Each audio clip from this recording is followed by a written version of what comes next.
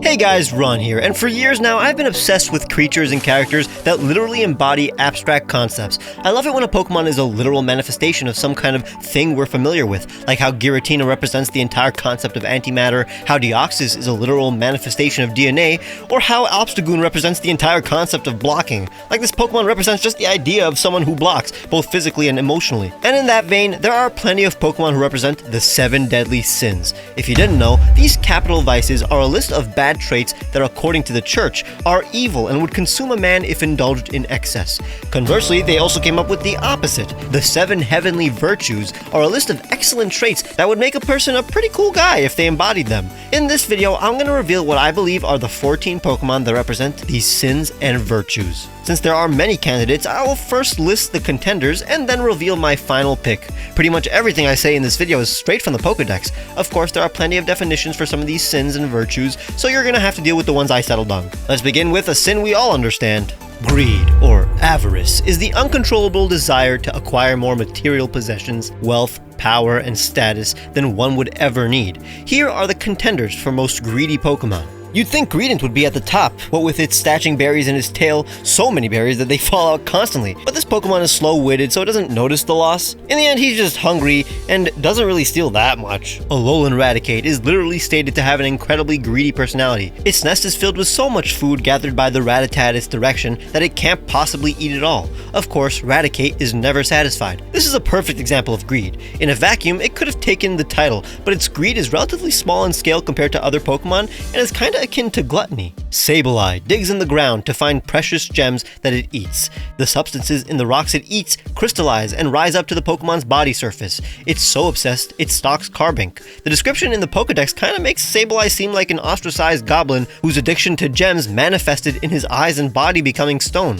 While it's a good example of a Pokemon's greed affecting its appearance, the gems are still its food source, so you can't blame him for being hungry. Gabite, on the other hand, simply loves sparkly things. It seeks treasures in caves and hoards the loot in its nests. It's so possessive over its hoard that when it finds a Sableye trying to catch a Carbink, Gabite becomes furiously angry and attacks the Sableye. That is a perfect example of greed, because Gabite doesn't need these gems, it's just greedy. Like Klefki, who likes collecting keys to the point that it will sneak into people's homes to steal their keys. Committing crimes in the name of your greed is pretty sinful, but there's a chance Klefki eats these metals and who cares about a few stolen keys? The greed-enhancing powers of Pecharunt, on the other hand, kinda led to the deaths of others. Pecharunt fed its adoptive parents binding mochi to garner their affection, which brought out their inner greed. Its parents began to make many requests of Pecharunt, who gave them what they requested to be showered with further affection. The couple eventually asked for a brilliant set of masks, which could only be found in Kitakami. Pecharunt left to obtain the masks, recruiting the Loyal Three to aid in its quest, ultimately leading to the death of Ogerpon's master and the Loyal Three. It's Pokemon's most compelling story of greed, but Pecharunt itself was simply trying to secure the affection of those it loved. It was misguided and lonely. That's why Hoopa is my pick for the greediest Pokemon. It gathers things that it likes and passes them through its loop to transport them to a secret place. In its unbound form, it possesses a huge amount of power. Legends of its avarice tell how it once carried off an entire castle to gain the treasure hidden within it. It's able to seize anything it desires with its 6 rings and 6 huge arms. It takes way more than it needs, purely out of greed. To offset the bad taste in our mouth, let's find out which Pokemon represents the opposite of greed. Charity, a virtue defined by one's love of their neighbor, who you selflessly give part of yourself to. It's basically kindness in the form of sharing what you have, so all of these Pokemon give some kind of material object they possess to those in need. Blissey is a perfect example. This kind-hearted Pokemon nurses sick Pokemon back to health by sharing its nutritional egg until they are all better. It's a Pokemon that delivers happiness. Eating its egg is said to make one kind to everyone. This is an incredibly charitable Pokemon, but it's a pretty easy task, and there are multiple Pokemon who share the food they grow on their bodies. Dolliv shares its tasty, fresh-scented oil with others. This species has coexisted with humans since times long gone, and Arboliva is very compassionate. It will share its delicious, nutrient-rich oil with weakened Pokemon. Tropius allows children of the southern tropics to eat its fruit as snacks too, but it's not like it eats the fruit that grows on its neck and it's not going out of its way to feed anyone. Galarian Slowking administers the potions it brews to weaken Pokemon it sees. Jirachi has the ability to grant any wish for just 1 week every 1,000 years. That's not the most charitable streak, but it can give more than the previous entries, despite the possibility that it's simply teleporting these gifts from other locations. The Lake Trio, on the other hand, literally gave humans their wisdom, emotions, and willpower. That's some huge charity, but it's not like the Lake Trio lost anything with this act. They were even created for this task and aren't truly acting out of the kindness of their hearts, but we'll never know. Landorus, on the other hand, actually wants to give to humanity. It even risked its own life to quell the forces of lightning and wind, to create energy to give nutrients to the soil and make the land abundant. It soars through the sky, bestowing plentiful harvest upon the land and earning the people's reverence. But in the end, it's not losing any of its own possessions in order to help out. The Pokemon I ended up choosing actually gets the short end of the stick. It loses what it has gained for the sake of charity. So the Pokemon who represents this virtue has to be Delibird. It carries the food it collects all day long. It has the habit of sharing food with people lost in mountains. There are many tales about lost people who were saved by the food it had. It's not just a one-off thing. It has a generous habit of sharing with people and Pokemon, so it's always scrounging around for more food. Even the harshest environments where food is scarce, this Pokemon risks its own life by being charitable. Sloth is the sin that is most difficult to define. It's not just laziness, it's not just the lack of power to do anything, because a person who physically does not have the power to act isn't necessarily lazy, just potentially powerless. So the winner of this title will have to be a Pokemon who has the power to act, but chooses not to. Tapu Bulu, the guardian deity of Ula Ula, is defined as a lazy Pokemon, but it still occasionally performs its duties. Drizzile is highly intelligent, but also very lazy, since it keeps its enemies out of its territory by laying traps everywhere, and avoids exerting too much energy. Slowpoke classically lazes vacantly near water. If something bites its tail, it won't even notice for a whole day. I think this is more of a physical and mental problem than Slowpoke choosing to loaf around. Musharna, on the other hand, isn't slow in the brain, yet it drowses in dreams all the time, and becomes terribly grumpy when freshly roused from its sleep. However, Komala takes the cake when it comes to sleep. It's born asleep and dies asleep. All its movements are apparently no more than a result of it tossing and turning in its sleep. But this is again a physical issue, since the leaves it feeds on contain a potent poison that slows down its metabolism when digested. Snorlax could have easily won this round. It doesn't do anything other than eat and sleep. The game describes it as very lazy. You'll notice that the bulkier it gets, the more slothful it becomes. That's because the incredible amount of food it intakes is what makes it lethargic. When prompted to make a serious effort though, it apparently displays awesome power. It is more gluttonous than it is slothful. Food and battle motivates it to act. That's why I believe the Pokemon that most embodies sloth is the Sloth. Slacking, the world's laziest Pokemon. It isn't in a food coma when it's loafing around like Snorlax, it's just extremely lazy, to the point that it doesn't give more than half of its attention when battling, despite it being stronger than any of the slothful Pokemon I just mentioned. Diligence is the opposite of sloth, characterized by careful and persistent worker effort. There are plenty of Pokemon who work for the sake of doing a good job. The prize will go to those who stand to gain the least from their work. Sceptile raises the trees in a forest with loving care, but I guess that's more like taking care of your own home. Bibarel busily build their nests by damming streams with bark and mud. It is known as an industrious worker, but again, it's building a home for itself. It's good work, but not for the sake of simply working. Combi busily carries sweet floral honey to Vespiquen. It ceaselessly gathers nectar from sunrise to sunset, all for the sake of Vespiquen and the swarm. It's doing all of this for its family, which is definitely noble and diligent, but Vespiquen's pheromones are partially responsible. Patrat doesn't need any pheromones to be compelled to keep watch for days in order to protect its family. Sock and Mienfoo seclude themselves in mountains and train without sleeping. It's the literal opposite of sloth, but it's for the sake of their training and doesn't really help others. Sigilif were once guardians of an ancient city, yet still fly the same route while keeping watch for invaders at all times. That's a pretty good work ethic, but the fact that this job is now unproductive because the ancient civilization does not exist is kinda sus. Minccino are always sweeping and dusting, using their tails as brooms. It can be helpful, but its focus on spotlessness can make cleaning more of a hassle. The Pokédex says that Quaxwell is hardworking and observes people and Pokémon in order to incorporate their movement into its own dance routines. Similarly, Brionne practices diligently until it can learn a new move that it has discovered. Slowking undertakes research every day in an effort to solve the mysteries of the world. However, this Pokémon apparently forgets everything it has learned if the shelter on its head comes off. But the final three are the real heavy hitters. Mudsdale can trudge mountain roads without rest for 3 days and 3 nights, all while dragging a 10-ton load. It has so much stamina that it could carry 10 tons across the Gala region without rest or sleep, but all this could be super easy for this absolute unit. Indeedee act as valet for those they serve, looking after their every need. They never leave their trainer's side and diligently take care of people and other Pokemon. It could have easily won, but there is one Pokemon who willingly does grueling work for the sake of work. Machoke uses its powers to help people with heavy jobs. It happily carries heavy cargo to toughen up and willingly does hard work for people. According to the Dex, it never gets tired and voluntarily assists with tasks such as construction and clearing land. It does work that most other Pokemon cannot with a smile and asks for nothing in return. Gluttony time, a sin associated with the overindulgence and overconsumption of food.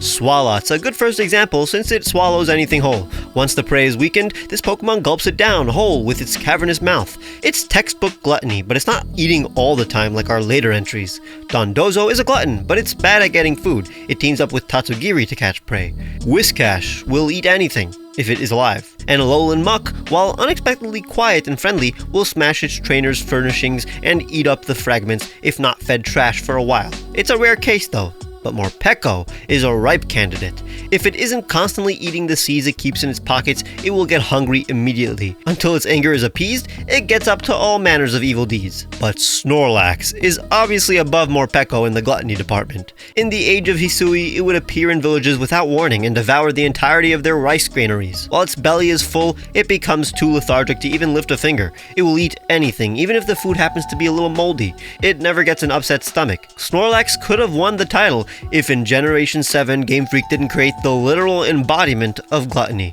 Guzzlord. It has gobbled mountains and swallowed whole buildings, according to reports. It appears to be eating constantly. It is always devouring something. It is a Pokemon with a black hole for a stomach after all. It's the most obvious answer for any of these sins. Temperance is gluttony's opposite, a virtue used to define moderation and, most importantly, self-restraint. Many Pokemon are good at controlling themselves, but only a few go to extremes in order to temper their powers. Here are those 4. Flamigo apparently ties the base of its neck into a knot so that the energy stored in its belly does not escape from its beak. Machoke's muscular body is so powerful it must wear a power-saving belt to be able to regulate its motions. That's straight from the Pokedex. Without it, this Pokemon would be unstoppable. Meditite undertakes rigorous mental training. However, this Pokemon always loses its concentration and focus. As a result, its training never ends. Unlike the previous gluttonous Pokemon, Meditite survives on just 1 berry a day. Minimal eating is another aspect of this Pokemon's training. Such restraint. But the winner of this contest is the only one that is in constant pain because of its self-imposed temperance. The restraint Pokemon, Esper. Its expression never changes. Behind that blank stare is an intense struggle to contain its devastating psychic power. There's enough psychic power in Esper to send a wrestler flying, so it keeps its ears covered to prevent the intense psychic power in its body from escaping. But it falls unconscious if this power builds too much. That's how dedicated this boy, nay, this man, is. Envy is next, the emotion that occurs when a person lacks another's quality, skill, achievement, or possessions. Bagon has a dream of one day soaring in the sky. Whenever it sees bird Pokemon flying through the sky, it becomes envious and smashes its surroundings to bits with headbutts. That's how desperate it is to possess their flight. Bayonet is walking vengeance, clearly envious of the love their former master is giving their new doll. But this is more of my own diagnosis than outlined in the Pokedex, which simply states that it searches for the children that threw them away, whom they bear a grudge on. Mimikyu wears a rag fashioned into a Pikachu costume in an effort to look less scary. Unfortunately, the costume only makes it creepier and intensifies the envy Mimikyu has towards Pikachu and the love it receives. But again, this potential envy, while strong, is my own theory. So the Pokemon embodiment of envy must go to Chi-Yu, a Pokemon who was born from the jealousy of others. According to the Pokedex, the envy accumulated within curved beads that sparked multiple conflicts has clad itself in fire and became a Pokemon. Can't argue with that. The opposite of envy is kindness. Instead of wishing to have what others have, the following Pokemon wish and bestow good on others. How is this different from charity? Well, while charity was about giving one's own possessions to others, kindness is more about assistance to others through labor or action instead of food or money, especially without any reward in return. Lapras is a gentle soul that can ferry people across the sea on its back. It likes to ferry people on its back. It doesn't ask for payment. Golduck will sometimes rescue people from wrecked ships, and Floatzel assists in the rescues of drowning people. It is even common for it to help fishers carry what they caught.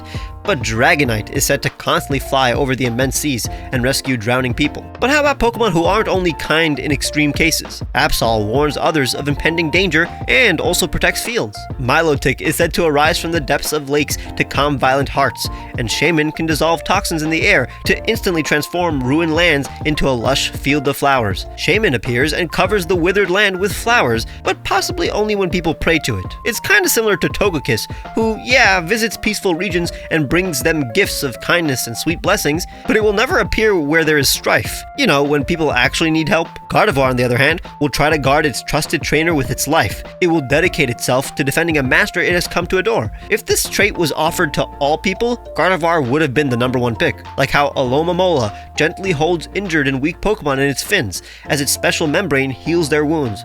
When they find a wounded Pokemon, they embrace it and bring it to shore. Palafin could have been our top contender. It changes appearance if it hears its allies calling for help. This hero of the ocean swims at the speeds of 50 knots and saves drowning people and Pokemon. It's a thing it always does and is defined by it. But unlike Palafin and all the previous Pokemon, our kindest Pokemon is a hero 24/7 in any terrain. Stoutland.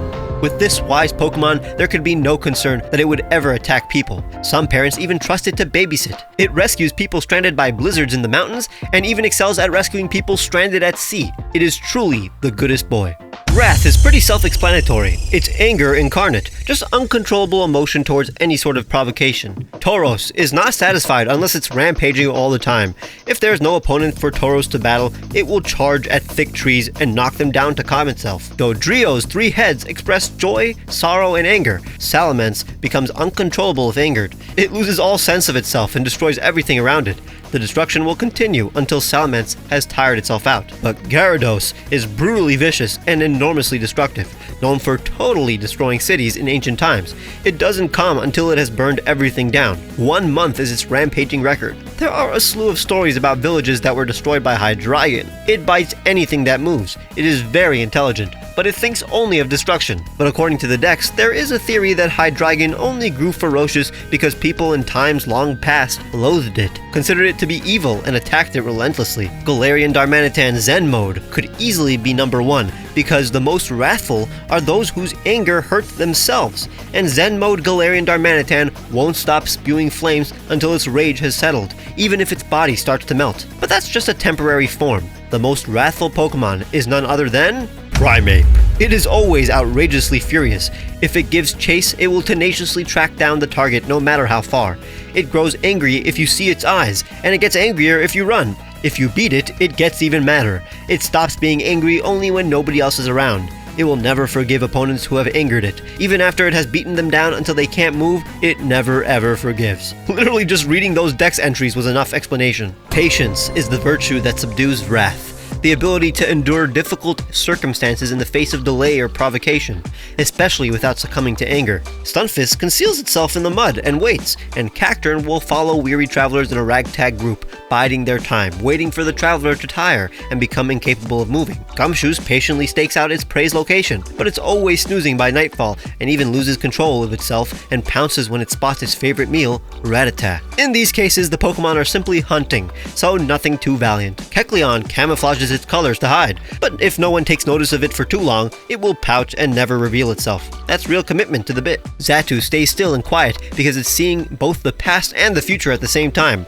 While it can see the future, it has no desire to change it, which is probably why it remains motionless all the time. It's never very productive. Its cousin Sigilyph is here too, for the reason we mentioned before, and Nosepass moves less than an inch a year. But when it's in a jam, it will spin and drill down into the ground in a split second. Slowpoke is Slowpoke. No explanation. But it too is just fishing for food. It's not really thinking about anything. However, Slowking, whatever the situation, remains calm and collected. That's a pretty good representation of this virtue. Hitmonchan has an indomitable spirit and will never give up in the face of adversity. Another valiant effort. Patrat also maintains a constant watch of their nest. They feel insecure without a lookout. But you may be surprised to know that Wobbuffet, the patient Pokemon, is not our winner. If 2 or more Wobbuffet meet, they will turn competitive and try to outdo the other's endurance. Wobbuffet does nothing but endure attacks. It won't attack on its own. That is the embodiment of patience. However, it won't endure an attack on its tail. When that happens, the Pokemon will try to take the foe with it, using Destiny Bond. The leading theory is that the tail is the true Wobbuffet, and the rest is a decoy. So when its real body is being put to the test, it isn't patient. That's why the most patient Pokemon is Meditite. It undertakes rigorous mental training deep in the mountains. Even though this Pokemon always loses its concentration and focus, it goes back to meditation. It is less likely to give up in the face of adversity compared to other contenders. It continuously meditates for hours every day and goes back to meditating no matter how many times it loses its concentration. That's some patience. Lust is the toughest to explain on a family-friendly channel. Without beating around the bush, it's intense sexual desire to the point of harm to both self or others. Some of you might want Lopunny, but while it's based on a very lewd symbol and trope, there's nothing lascivious about it. It's just drawn that way. Luvdisc is a different case. During the spawning season, countless Luvdisc congregate at coral reefs, turning the waters pink. If a Luvdisc is left on its own, it becomes despondent, leaving itself open to attack. But this is relatively normal outside of Lust. Vespiquen, however, houses its colony in the cells within its body, and releases various pheromones to make those grubs do its bidding. All these combi are its children and mates. That's how bees work. But are there any Pokemon who are actually attracted to others outside of simply reproducing? Frostlass could have won, since it's the only Pokemon I know that is attracted to humans. Legends in snowy regions say that a woman who was lost on an icy mountain was reborn as Frostlass. Its favorite food is frozen souls. When it finds humans or Pokemon it likes, it freezes them and takes them to its chilly den, where they become decorations. It only goes after men it thinks are handsome. If Frostlass was taking it further, it would have been an easy win, but it just eats and uses those handsome men as decorations. Nothing more. At least for now. That's why the Pokemon who represents Lust is Salazzle. Salandit could have been here, for being the biggest simps in the franchise, but Salazzle forces the Salandit it has attracted with its pheromones to serve it. Salazzle, however, takes the cake, because it creates a reverse harem of male Salandit that it lives with. If this wasn't a children's game, the Pokedex would have gone into further detail, but for now, Salazzle is as close as we get. The opposite of Lust, Chastity, is even harder to find in this family-friendly franchise, since why in the world would the Dex describe which Pokemon are willingly celibate? You can say like Feebas, but that's just because it's ugly. It doesn't want to be alone. Illumise is a surprise contender, since you'd think it would do the deed with its counterpart Volbeat. But with its sweet, Volbeat-attracting aroma, it guides Volbeat to draw signs with light in the night sky. Once the Volbeat have gathered, Illumise leads the lit-up swarm in drawing geometric designs on the canvas of the night sky. It's basically a competition among Illumise to make art in the sky. For all I know, the Volbeat go home after the performance. But we all know that's probably not the case. So Heatran is our real first candidate. It's an asexual king, a gendered Pokemon that can't breed. But the award for most chaste Pokemon goes to God himself, Arceus. There is nothing that represents chastity more than immaculate conception, and Arceus is able to produce an egg without breeding. It has no desire to reproduce, yet can, alone. And finally, the deadliest sin of all, pride. The quality of having an excessive high opinion of oneself to the point that one sees everyone as inferior. According to the Dex, Caparaja are prideful, cantankerous Pokemon, and Heracross takes pride in its strength and horns, which allows it to lift things 100 times heavier than itself with no trouble at all. But these are mostly tame levels of pride. Galarian Rapidash is brave and prideful as well, and Serena shows off by kicking its defeated foes, laughing boisterously. It's proud and aggressive, but will instantly become calm if someone touches the crown on its calyx. Buzzwole constantly shows off its body, but whether that display is a boast or a threat remains unclear, so the following three are the actual candidates. Unpheasant is literally the proud Pokemon. Males swing their head plumage to threaten opponents and will never let themselves feel close to anyone other than their trainers. It's as proud as a bird can be, but at least it lets its guard down for its trainer. Prinplup, however, lives a solitary life because every Prinplup considers itself to be the most important. It lives alone and never forms a group. It would have won, but the most prideful Pokemon doesn't even show humility to those it likes. That being, Alolan Persian was designed with pride in mind. Its head is literally bigger because of its ego. All of its entries are related to this trait. Getting this prideful Pokemon to warm up to you takes a lot of effort, and it will claw at you the moment it gets annoyed. It looks down on everyone other than itself. It is so brutal that it tortures its weakened prey rather than finishing them off. It has no regard for others. Humility is our final virtue. The most humble Pokemon will shock you. Machoke, although incredibly strong, is always modest. Literally everything I've said in this video is straight from the decks. And Machoke seems to be like a pretty cool guy because he's like appearing in every virtue. Goddamn. Like how Cobalion, from the moment it's born, radiates the air of a leader. Its presence will calm even vicious foes. Yet despite its status, it worked with its allies to punish people when they hurt Pokemon. Calyrex, according to lore, shows no mercy for those who gets in its way, yet it would heal its opponent's wounds after battle. Despite it having the intelligence and power to rule, Calyrex is a merciful Pokemon, capable of providing healing and blessings, a king that is truly for the people. But the most humble are sometimes those that do their good deeds anonymously. Palafin changes its appearance if it hears its allies calling for help. Palafin will never show anybody its moment of transformation. A true hero does not look for recognition or praise, but the most humble Pokemon is the one who not only isn't praised for its noble deeds, but actually continues to save others